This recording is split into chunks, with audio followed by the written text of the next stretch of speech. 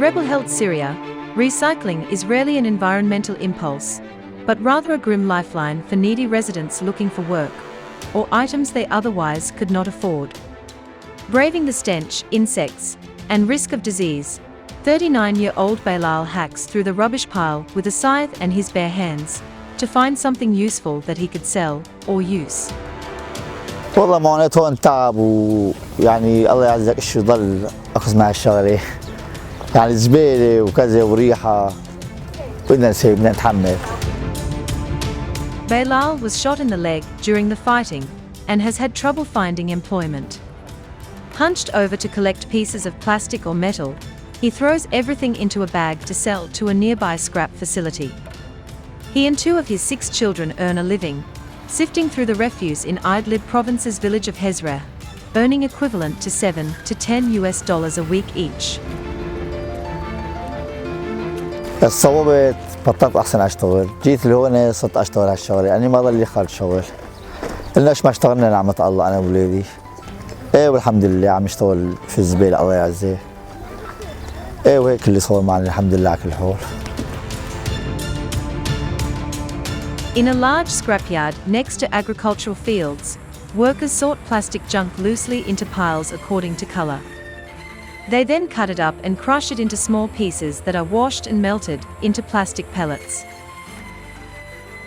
نقوم بجمع البلاستيك من السيارات المتجولة أو ونشرائها من الأطفال، ثم نقوم بفرزها وطحنها حسب كل مادة أو كل لون، ونقوم بطحنها إلى حبيبات وثم يتم غسلها بشكل جيد وثم تصديرها إلى المصانع ليتم تصنيعها من جديد، إن كان إلى الحصيرة أو الكرسي أو صناعة الموانئ المنزلية وما شابه ذلك.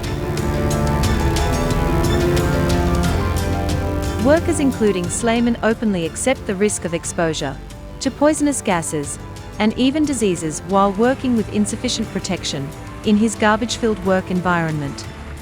But that is the only way out for them, as getting a job that gives a steady income is extremely difficult in Syria.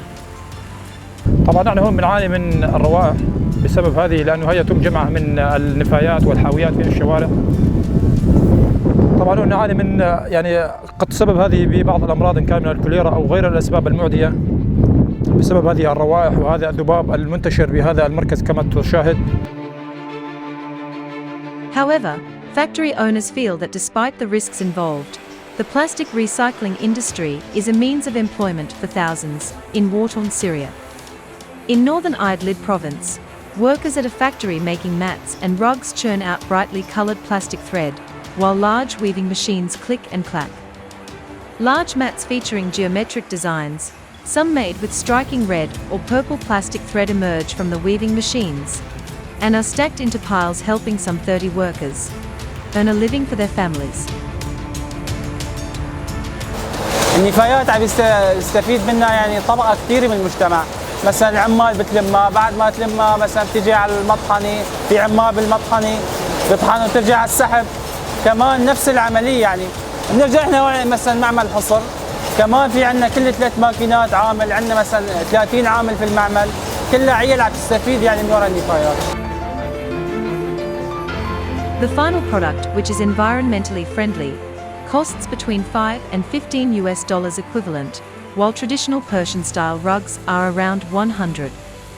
Plastic rugs are a cheap alternative for millions of people living in the impoverished rebel enclave. يتم الطلب على الحصير البلاستيكي في فصل الصيف أكثر بسبب تدني سعرها وبسبب استخدامها بشكل أكثر في فصل الصيف، وأيضا تستخدم في فصل الشتاء بديلا عن السجاد.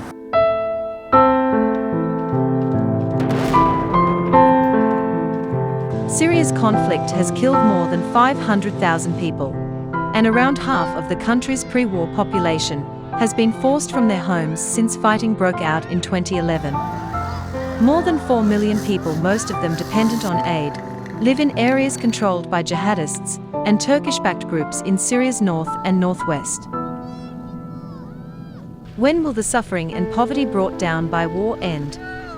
The question remains unanswered.